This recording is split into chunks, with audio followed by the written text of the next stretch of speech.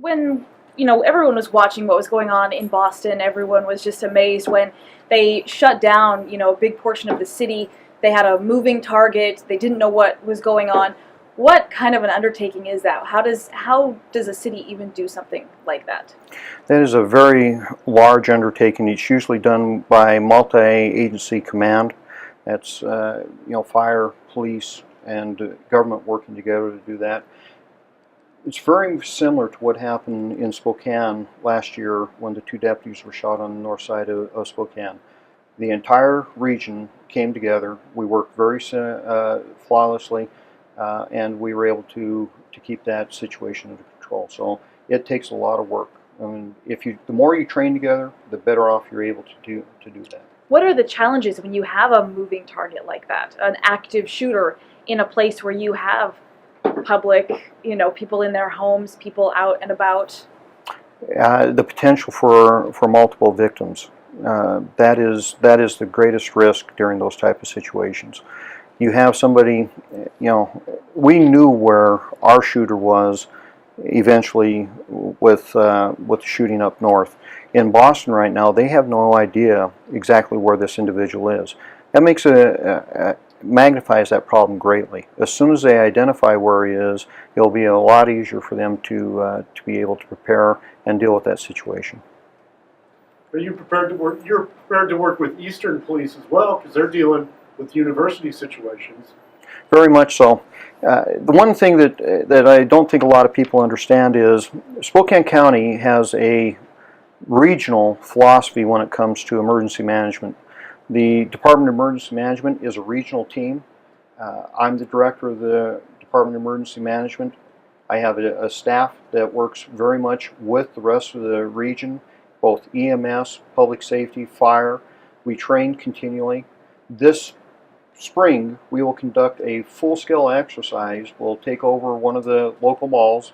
We will recreate what happened in Aurora, Colorado, and we will push the system, not just the public safety side, but the hospital side, all the way down through the morgue, because sadly in these instances people die, and we have to make sure the entire system is working properly.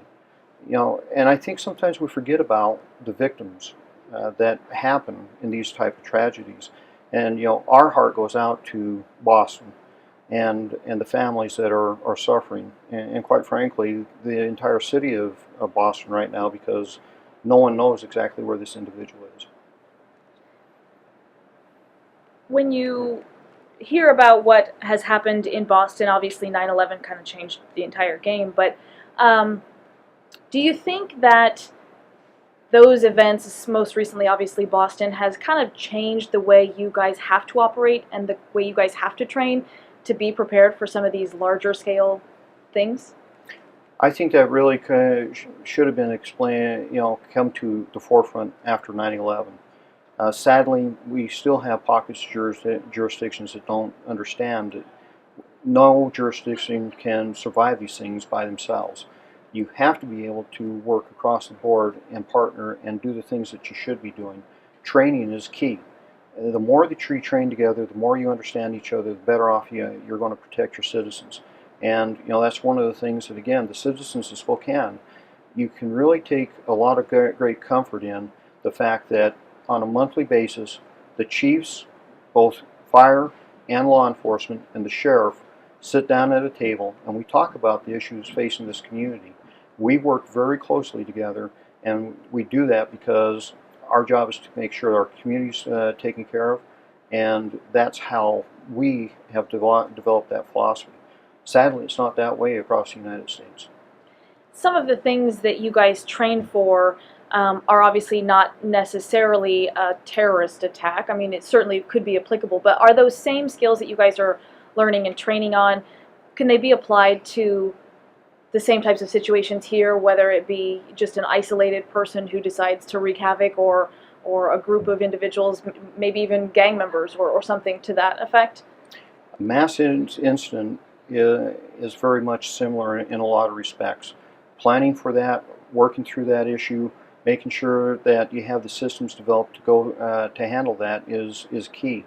Every spring we do a full-scale exercise within this community. We'll tabletop it, then we'll conduct the exercise.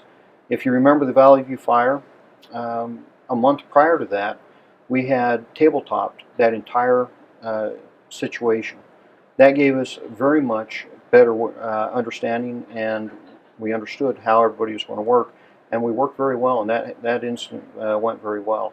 So every year, this community, for the last 5 years, has done that. That's one of the things as director I've mandated our training unit with Department of Emergency Management, is we will do this every year as a community. When you were watching this, well, last night probably and this morning, as a law enforcement officer, your take on it is probably much different than the average person. What did you think about how it all went down, and the fact that a huge city like Boston, had to be kind of shut down and people were being told to stay in their homes? That's not the type of thing we normally see here in the U.S. It isn't. And it just shows you the magnitude of what they're dealing with back in Boston. They have individuals that have possibly placed more explosives throughout the community. They don't understand what we're, exactly where this may have occurred, and you have somebody that has made threats against the community. Very tough situation for law enforcement and the government officials to deal with. But I think that they're working through it, and they're doing the best they can to protect the citizens of Boston.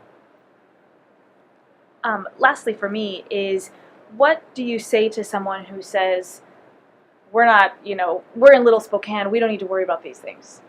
I think a lot of people forget what Spokane is. Spokane is the largest metropolitan area between Seattle, St. Paul, Minneapolis, north of Denver, Salt Lake. It holds a key strategic position within our nation and our state. And that's why we take our safety and our emergency management planning so serious here. We have an Air Force base. We have critical infrastructure all the way around us. So we aren't just little old Spokane. We are a major metropolitan area that has 471,000 people in just the Spokane area. If you add the Coeur d'Alene corridor to that, that expands very much more. So we are very unique in our positioning, and our bomb disposal unit is is nationally recognized. And that's another thing that the citizens of this community can take great comfort in, is the fact that we are prepared in those arenas. You do have a multi-jurisdictional bomb disposal unit. The City of Spokane and the Spokane County Sheriff's Office, we work very closely in doing that, and they are very prepared to do that. That showed when that individual put a bomb on our streets. Our team, at great risk to their lives, Corporal Mark Fox was able to go in. He deactivated that bomb. He preserved all that evidence, and we were able to catch that individual because of his courage and their training. Is there anything, as you've watched the law enforcement, how they've handled everything, anything that you've said that has brought to light things that Spokane could work on, given any lessons that you've learned from the situation so far that you can apply here? You always learn lessons from situations. Any jurisdiction or any leader that doesn't look at what happened to their partners throughout the United States and the world and fails to learn from that incident is setting their community up for failure. So I always take a look at what went right, what went wrong, how do we make sure that we're prepared to deal with what went wrong, what went right. Are we doing the same thing to make sure that we do it right? So those are the things that we do, and I do for my agency. Is I do a lot of reading, and I take a look at what's going on across the United States, and we try to build best practices here for this community. What less? Oh, sorry. Anything that's come up so far that you've seen given that events are coming up so soon with the Coleman race this weekend, and with Bloomsday not that far away, anything so far that you've been able to identify as more patrols here, kind of a thing? Those are things that I know that Chief Straub is working on. Chief Straub and I have had conversations about these things. We talk to each other quite often, and we are working in coordination with those type of instances. So there is planning that is going on. We'll be reviewing those plans as we move forward. But you're talking about a free society here. A free society means that there's no way to make everybody 100% safe. And that's, one of the prices that we pay for our freedom. And we cherish that freedom. And the last thing I want to see our community do is not go to their events out of fear. This country wasn't based on fear.